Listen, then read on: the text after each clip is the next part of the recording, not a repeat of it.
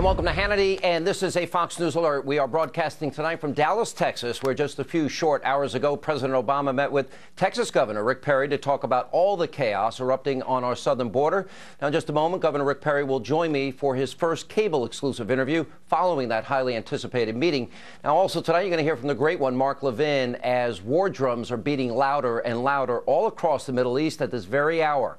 Could, in fact, a ground invasion be imminent by Israel? We'll debate that. But first, Fox News' own Ed Henry standing by with the inside details about what happened during tonight's sit-down between the president and Governor Rick Perry.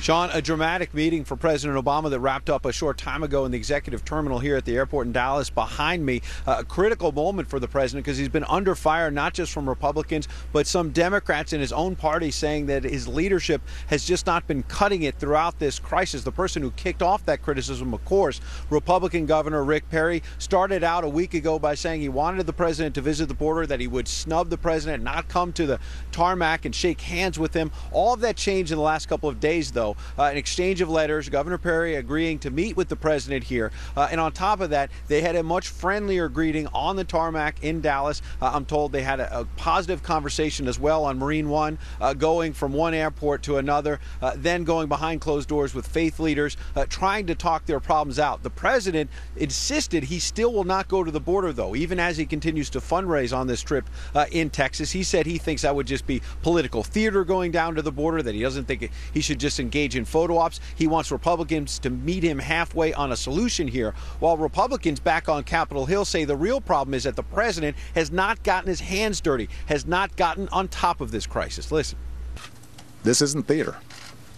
This is a problem. I'm not interested in photo ops. I'm interested in solving a problem. I doubt the governor will get in a word because the president will probably just deliver another lecture. He's pretty good at that.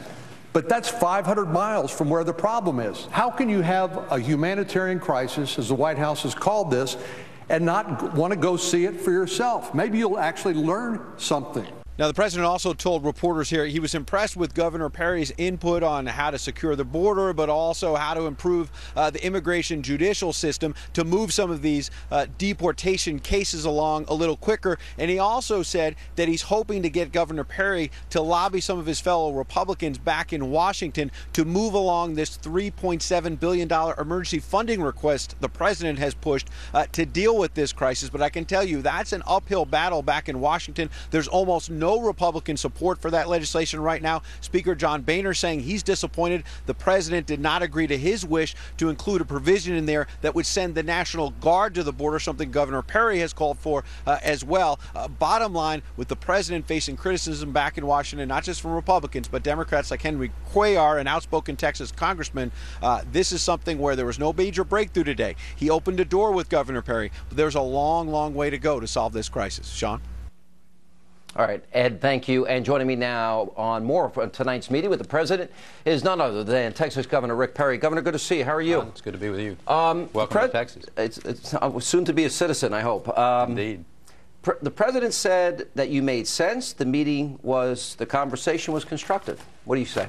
Well, I'm glad the president thinks that what I said makes sense because we've been saying it for many years now. Since back in 2005, we've known that this border was a real issue, and particularly in 2009, we had signaled the president and signaled Homeland Security of the massive amount of problems that could occur, and they needed to secure the border.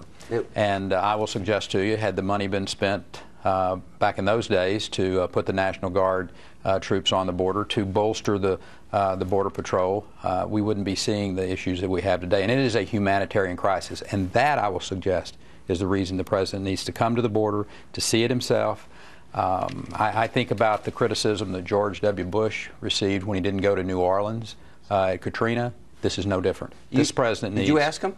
Absolutely. The first thing I asked him when I got on to Air Force One, I said, Mr. President, I said, I really want you to come and see this, because I said this is important for you to absorb as a father, but more importantly as the President of the United States, to see the humanitarian crisis and to also understand how you can move the Border Patrol forward, away from the 45 miles or so back they are today, to be right on the border, to see what the Department of Public Safety is doing with our gunboats in the river to stop the criminal activity that's going on.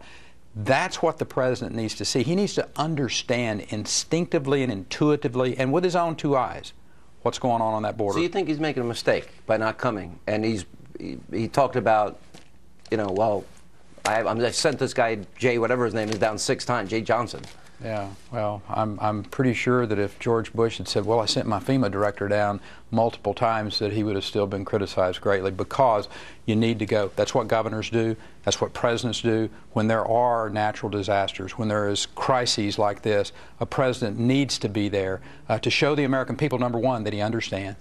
You were first invited for what I guess you viewed as a photo op to meet the president on the tarmac, and you said, no, but if you're willing to talk about the humanitarian and national security crisis, I'll be glad to meet with you. President, did he give in to pressure? Did he seem like he wanted to be at the meeting? Walk us through it. Well, I think the president thinks it's important to talk to governors. I certainly hope he does, particularly one that I may have been a bit of a thorn in his side through the years, but I've tried to do it in a respectful way, in a thoughtful way, and what I think is right for the people of the state of Texas, and in this case, what's right for America. I didn't want to just go show up on the ramp in Austin, Texas, and shake his hand and say, welcome to Texas, Mr. President, when the fact is we have a humanitarian crisis on our hands on the southern border, and the president needs to be engaged. The president he's coming to Texas. He's 311 miles from Austin to McAllen. I mean, Air Force One's a pretty fast ride. He's used it quite a bit, $44 million worth, according to the last estimate.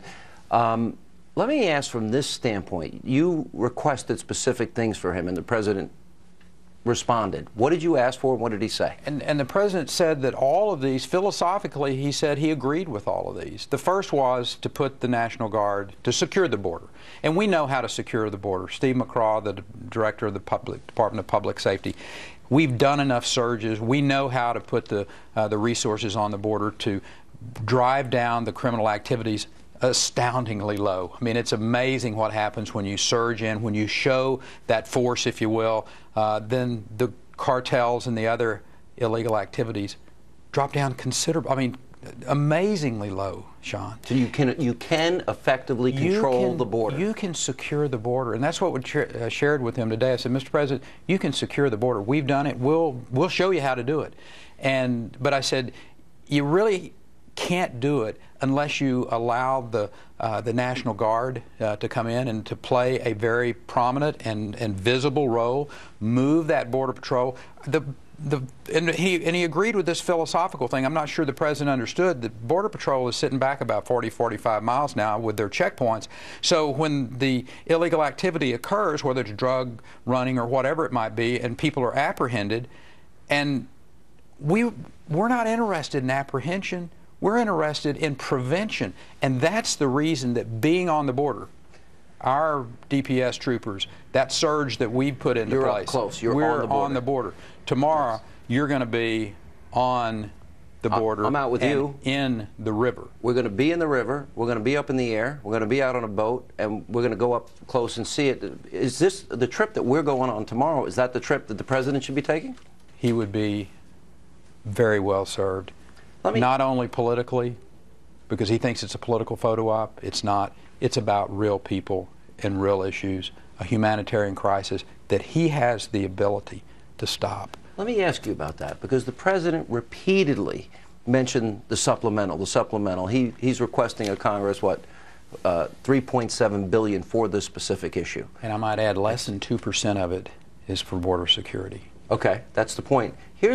If you mentioned a humanitarian crisis, if this is a national security issue, in other words, if people... Of which it is as well. If it is, would he not then therefore have the authority and the responsibility, frankly, to secure the border for national security reasons? And couldn't he do that on his own? I certainly think he can. I think that he could direct the DOD to put Title 32, which is where the federal government pays for these. And he keeps going back to that, you know, the Republicans in Congress just won't work with me, and they have to fund this $3.7 billion bill. And I was like, Mr. President,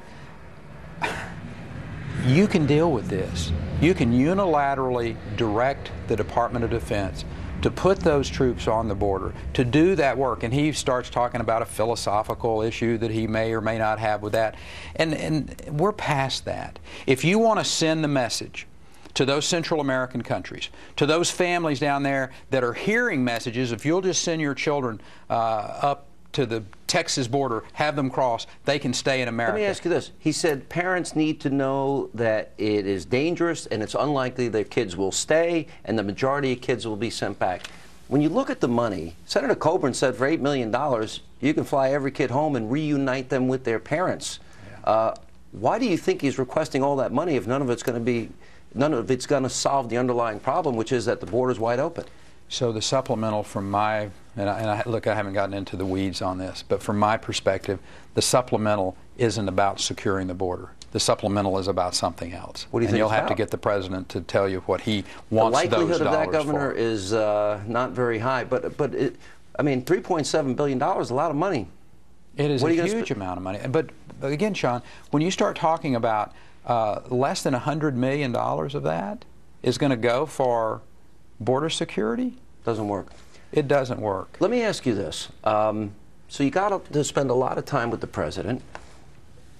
Give us your read on him. Does he understand the severity of the problem? Does he seemed to be kind of complaining a lot about Republicans, blaming them. Yeah. If everybody agrees, and you said the president agreed to secure the border, and the Republicans agree to secure the border, why don't we secure the border and do the one thing that everyone agrees on and then deal with the other issues later?